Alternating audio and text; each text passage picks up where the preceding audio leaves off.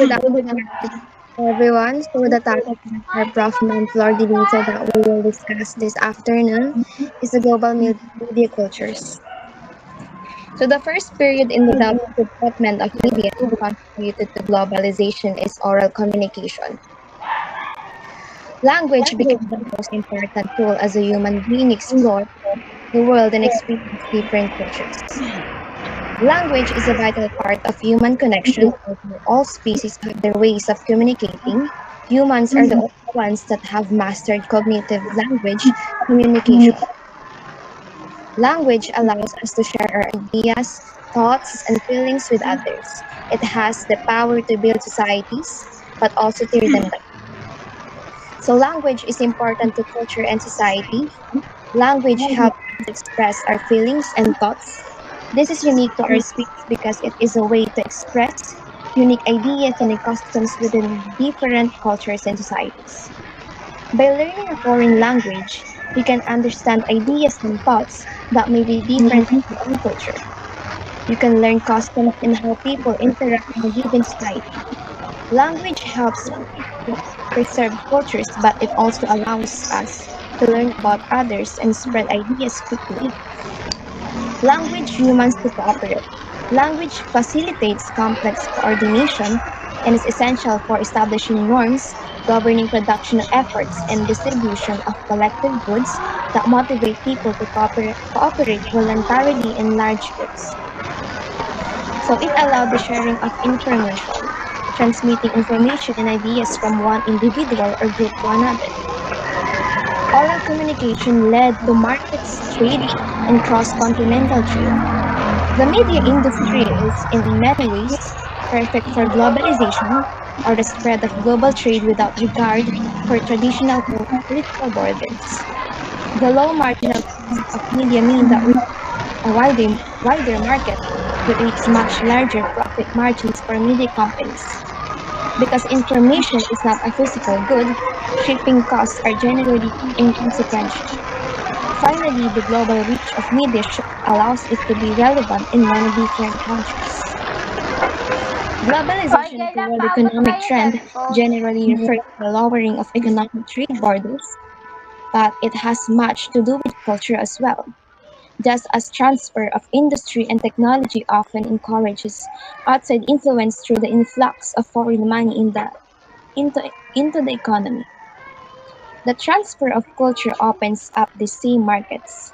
So as a globalization takes hold and a particular community becomes more like the United States economically, this community may also come to adopt and personalize culture values. So making sense of this range of possibilities can be difficult, but it helps to realize that a mix of many different factors is involved. Because of cultural differences, globalization of media follows a model unlike that of the globalization of other products. On the most basic level, much of media is language and culture based and, as such, does not necessarily translate well to foreign countries. Thus, media globalization often occurs on a more structural level, following broader ways of organizing and creating media. So, in this sense, a media company can have many different culturally specific brands and still maintain an economically globalized corporate structure. So, it also allowed the spread of religious teaching. Religious teachings were disseminated through oral communication. Ano? So, so I will be giving the moment to Mr. Buduan to speak and discuss his topic. Thank you, Asherda. Script. What is script? Uh, Script is the writing text of a play, movie, or broadcast. Script means handwriting with connected letters or a printed typeface that is connected like handwriting. Ito ay isang proseso ng pagsulat ng mga kwento sa medium ng screenplay, Ang pagsulat ng script ay pagsusulat ng galaw, aksyon, pagpapahayag at dialogo ng mga karakter sa screenplay.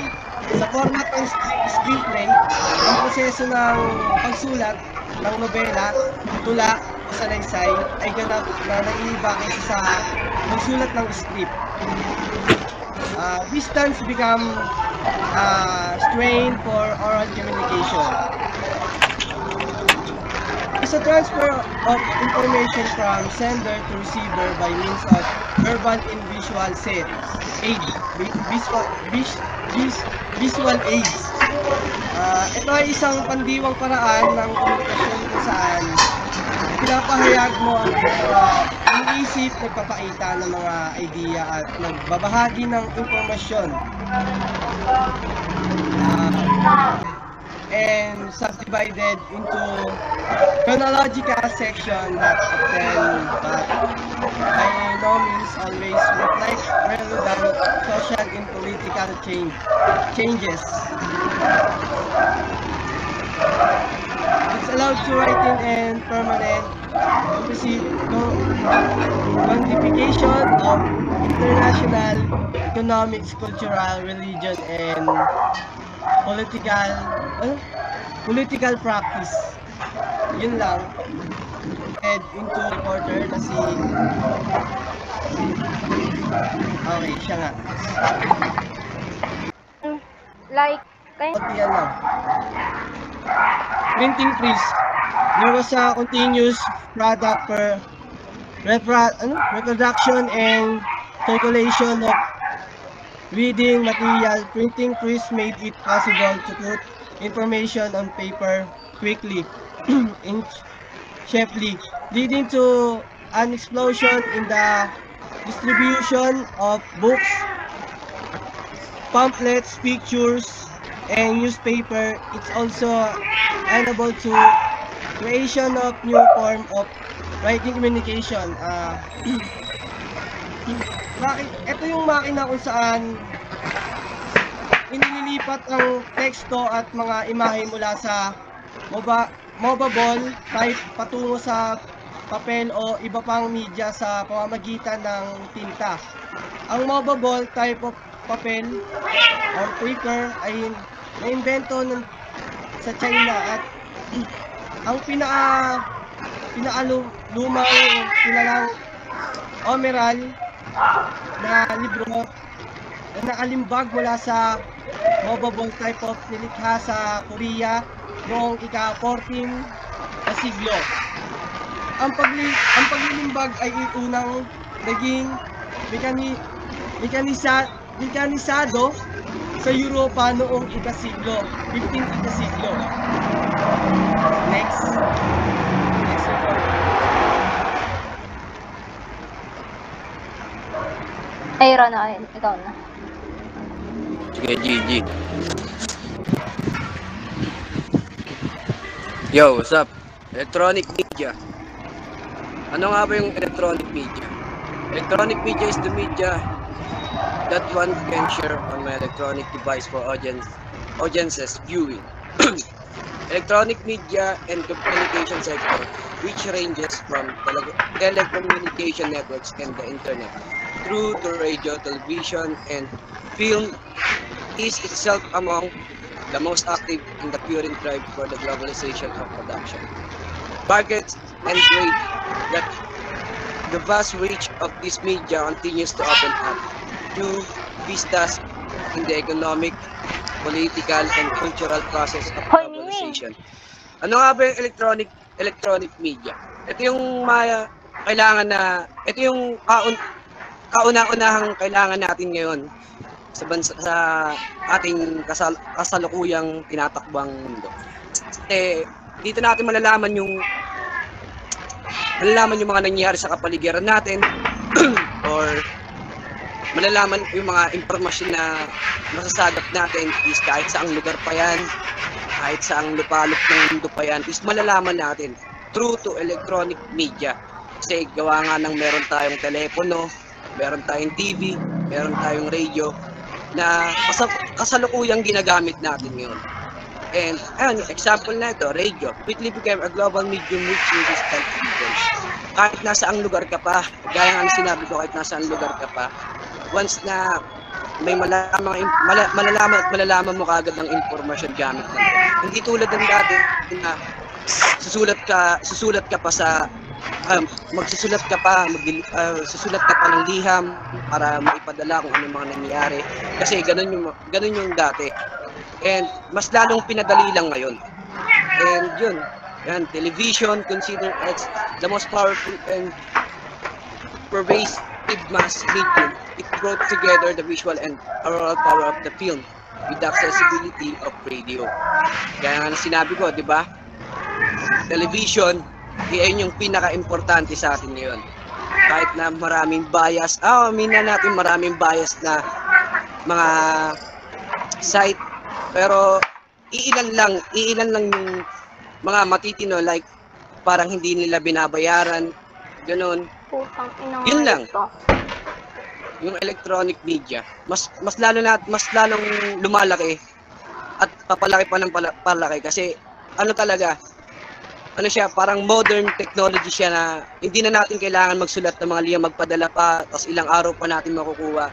Ito isang araw or mahigit 30 minutes lang o kaya ilang minuto pa yan, masasagap mo talaga yung impormasyon na kausap. Doon tungkol sa gusto mong malaman sa buong mundo. Yun lang. Next.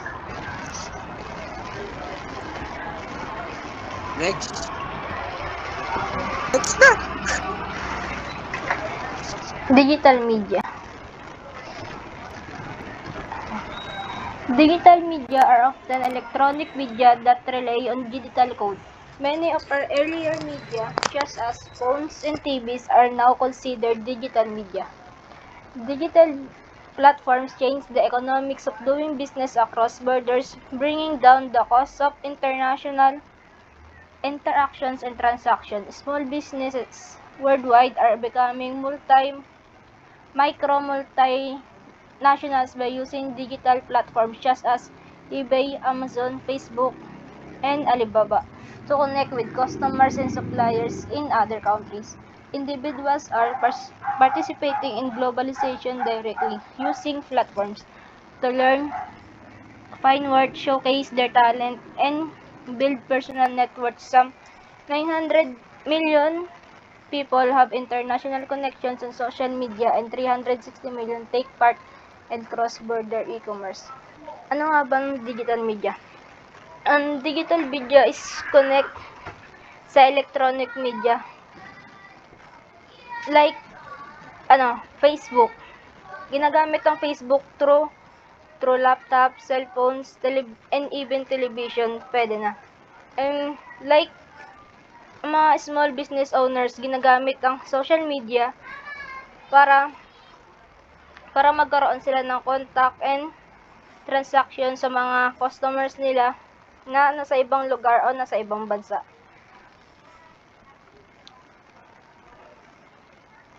Okay.